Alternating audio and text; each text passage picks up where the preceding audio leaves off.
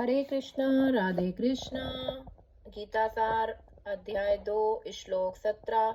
अविनाशी तो तदिद्वियेन सर्वमिदं ततं विनाशमव्यययारस्य न कश्चित् कर्तुमर्हति। जो सारे शरीर में व्याप्त है उसे ही तुम अविनाशी समझो। उस अव्यय आत्मा को नष्ट करने में कोई समर्थ नहीं है। तात्पर्य: इस श्लोक में संपूर्ण शरीर में व्याप्त आत्मा की प्रकृति का अधिक स्पष्ट वर्णन हुआ है। सभी लोग समझते हैं कि जो सारे शरीर में व्याप्त है वह चेतना है। प्रत्येक व्यक्ति को शरीर में किसी अंश या पूरे भाग में सुख दुख का अनुभव होता है, किंतु चेतना की यह व्याप्ति किसी के शरीर तक ही सीमित रहती है। एक शरीर के सुख तथा दुख का बोध दूसरे शरीर को नहीं हो पाता।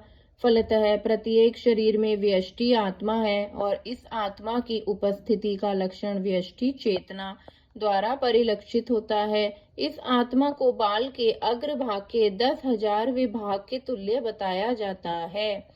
श्वेताश्वतर उपनिषद में इसकी पुष्टि हुई है।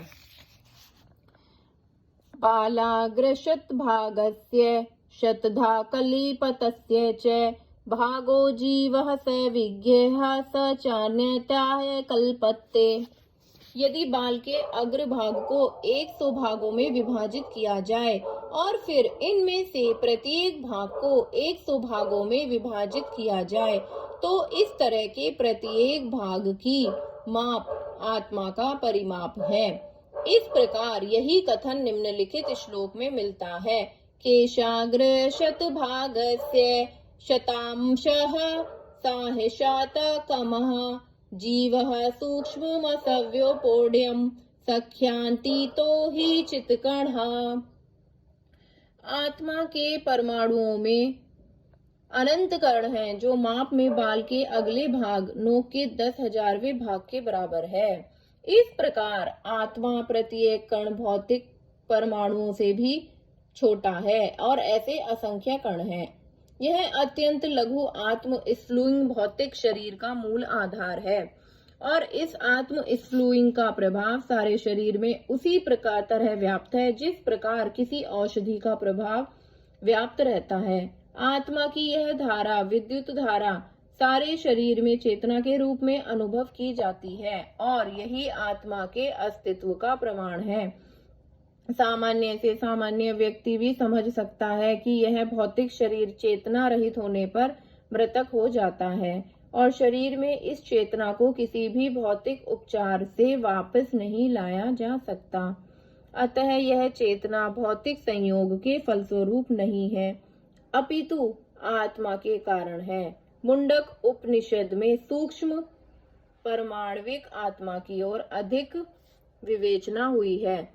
एषोडरात्मा चेतसा वेदित्यो यस्मिन् प्राणः पक्धा संवेशवम् प्राणोश्रितं सर्वमोतं प्रजानां यस्मिन् विशुद्धे विभवयेषे आत्मा।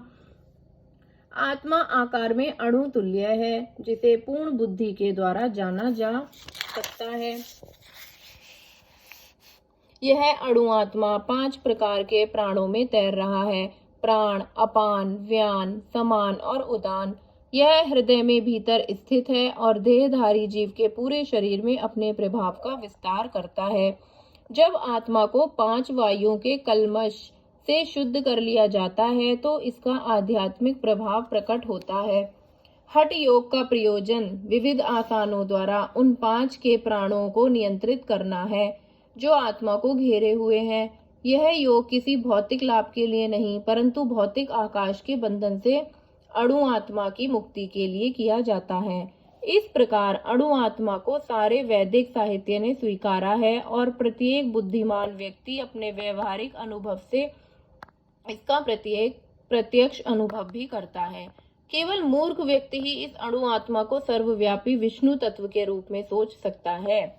अणु आत्मा का प्रभाव पूरे शरीर में व्याप्त हो सकता है। मुंडक उपनिषद के अनुसार यह अणु आत्मा प्रत्येक जीव के हृदय में स्थित है और चूंकि भौतिक विज्ञानी इस अणु आत्मा को माप सकने में असमर्थ हैं, अतः उनमें से कुछ यह अनुभव करते हैं कि आत्मा है ही नहीं। व्यष्टि आत्मा तो निसंदेह परमात्मा के साथ साथ हृदय में है और इसीलिए शारीरिक गतियों की सारी शक्ति शरीर के इस भाग में अद्भुत है। जो लाल रक्त कण फेफड़ों में ऑक्सीजन ले जाते हैं वे आत्मा से ही शक्ति प्राप्त करते हैं। तब जब आत्मा इस स्थान से निकल जाता है तो रक्तोपादक संलयन फ्यूजन बंद हो जाता है।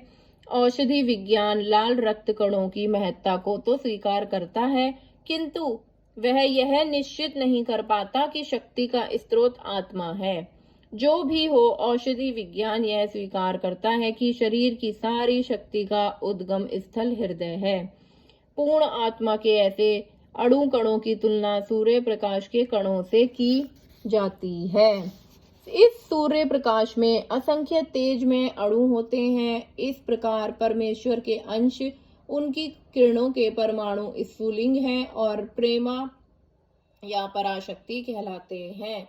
अतः चाहे कोई वैदिक ज्ञान का अनुगामी हो या आधुनिक विज्ञान का, वह शरीर में आत्मा के अस्तित्व को नकार नहीं सकता।